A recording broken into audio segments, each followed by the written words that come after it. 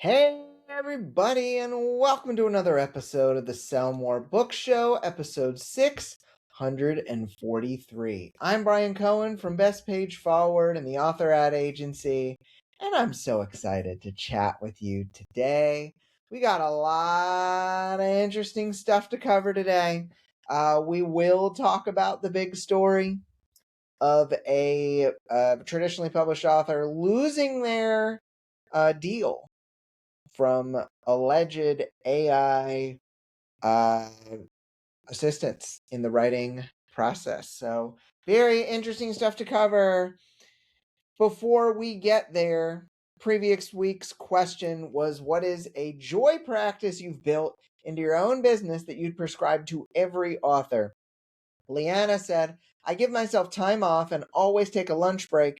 This way I don't become too overwhelmed. I work full time, so I mostly write on the weekends. Yeah, and there's a lot of us out there. A lot of folks out there who are writing a side on the side of their full-time job. I recently closed the Kickstarter for this book, Booked for Life. This isn't the real book because it's not written yet, but it's a prop. It's a prop for some images. And I am being challenged right now by trying to write that book on the side. So I love that you're giving yourself the lunch break always. I think we need some non-negotiable joy practices in order to keep sane.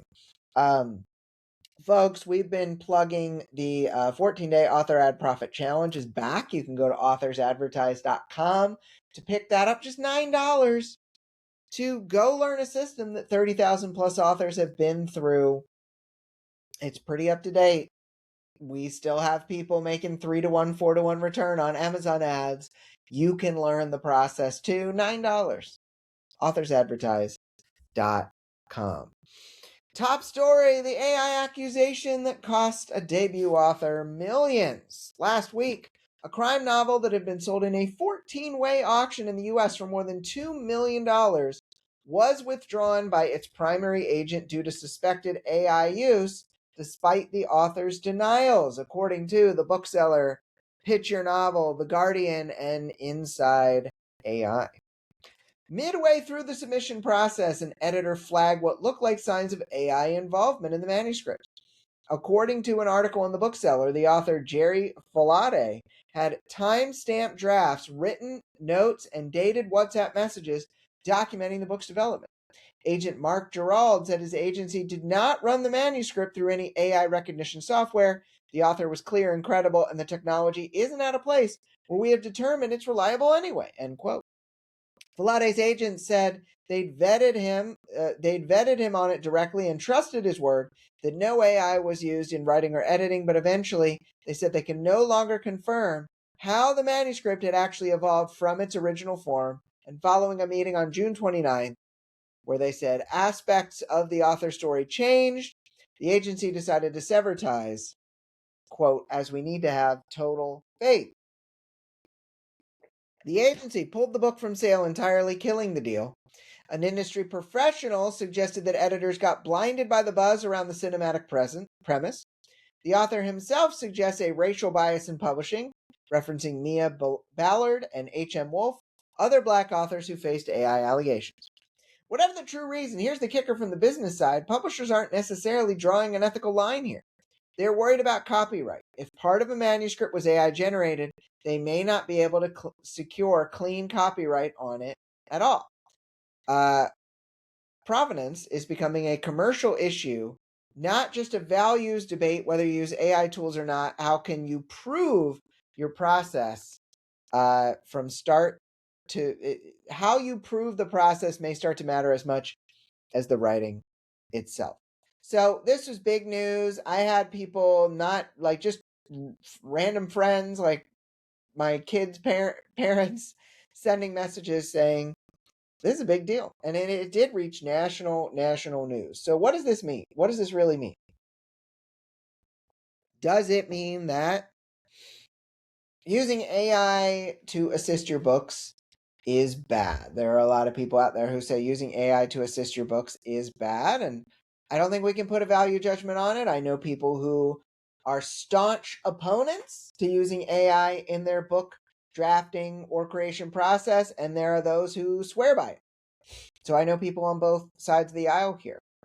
But it does beg the question, if AI use does make it more difficult to set up the copyright, to make it so that if this book could be made into a movie, there's no chance of it being made into a movie, does that mean that AI should be used less in your process if that's part of your goals? That's the big question here. I don't know if we have an answer to that, but that is the big question being posed.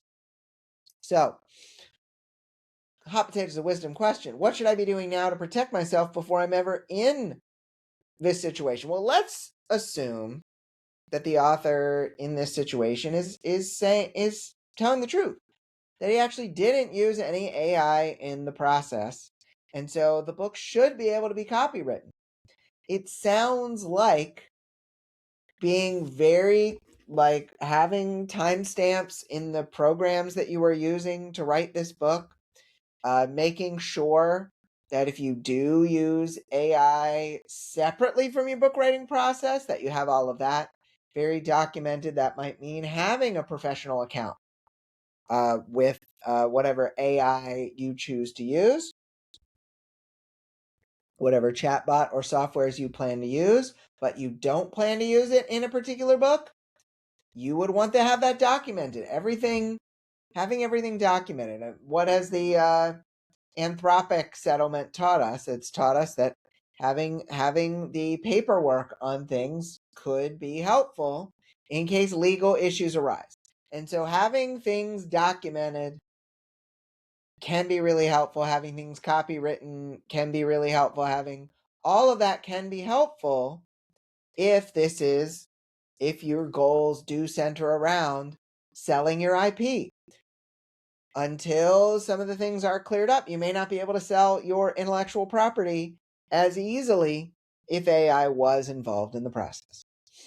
Second hot potato wisdom question: does worrying about proving a human wrote the book apply to self-published authors, or is this only a traditional publishing problem? So, here's the thing. There have been some great traditionally or self-published books that have been made into traditionally published and big movie deals and all of that stuff. Those have happened. And so it becomes a self-publishing problem if you plan on using that IP in more than one way. And more, if you're just planning on self-publishing that to Amazon, right now, people who use AI in their processes are not being punished in a significant way on Amazon. Now, they are being put on a blacklist. They are, other authors and some readers are not happy about it, but they're not being punished. They are allowed to sell those books. And so, in that way, it's not a self-publishing problem, but it becomes a self-publishing problem if you are planning on trying to make this a thing where you have the movie deals, you make those kind of connections. That is where it can become a problem. So this is not necessarily something that's indicative of what's going to happen in self-publishing at this moment, but you cannot ignore that if a book right now is going to get the full 5-star movie deal treatment, if AI is involved right now, studios, publishers are avoiding them, even if there is a potential connection to AI. Let's go into the lightning round here. Should my process look different for different projects, or is consistency more important than I think? So if you are a person who thrives on consistency, there are certain strengths around being consistent, then consistency and having that process that works for you is great. What happens to a lot of us is we get the grass is greener situation. I was talking to my daughter about this because she was saying, well, some of my friends have better toys than me. And it's like, yeah, we all have this feeling that the grass is always greener on the other side, but it may not be the case. And that can happen with our processes. If you see someone doing a certain thing a certain way, and it is working, you should look at that and understand it and try to make an assessment of if it's for you, but you shouldn't automatically say, well, their process probably works better than mine, because that's not always going to be the case. We are all different people. I personally think that consistency makes a big, big difference. All right. Second question. If my public reputation took a hit, my phone is very hot in my pocket for some reason. Oh, it's because the screen is on.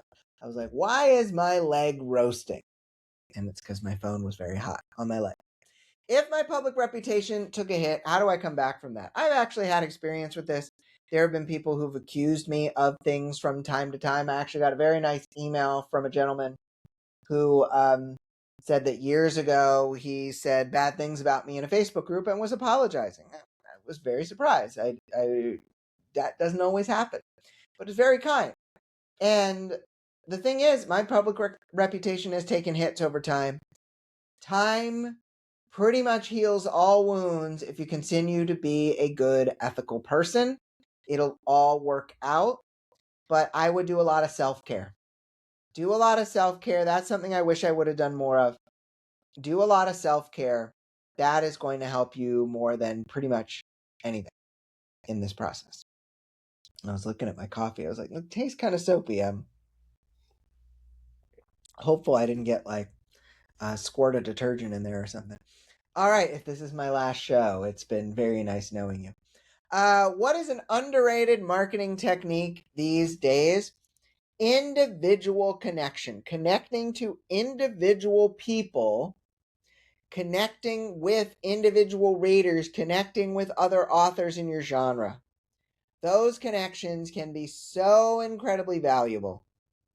And we underestimate them. We think that we're going to have a magical, incredible, so perfect method that is going to be way better by not involving people. And yet, people are almost always the solution. How do I celebrate my wins and successes when I see other authors struggling? I feel this. I absolutely feel this. But you gotta celebrate. If you are increasing and improving and things are going better for you, you are allowed to celebrate them. You're allowed to celebrate them publicly. You're allowed to put good into the world. But if you feel uncomfortable with that, celebrate privately. Celebrate with your loved ones. Celebrate with your family.